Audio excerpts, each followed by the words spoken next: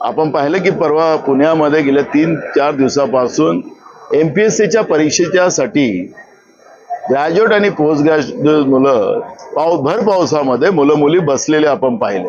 सरकार त्यांच्याशी बोलायला तयार नाही. मुख्यमंत्री अमावस्या पौर्णिमेला त्यांच्या गावात जातात, त्यांचा फोनच लागत नाही. उपमुख्यमंत्री तिकडे दिल्लीला त्यांना जास्त संपर्क ठेवावा लागतं. आणि मग माझा उपमुख्यमंत्र्यांशी संपर्क झाला. उपमुख्यमंत्र्याला मी सांगितलं की बाबा ते बघा, तुम्ही ते मुलं मुली पावसात बसलेले आहेत, तुम्ही MPSCच्या अध्यक्षाला कळवा. आता MPSCचा अध्यक्ष जो आहे तो IAS अधिकारी नाही, तो IPS अधिकारी. तो आपला IPS सारखा वागतोय, त्याला काही घेणं देणं नाही. पण ही जी सगळी वाताहत तरुणांच्या आणि त्यांचे आयुष्य बर्बाद करण्याची केलेली आहे, त्याचा तरुणांमध्ये राग आहे.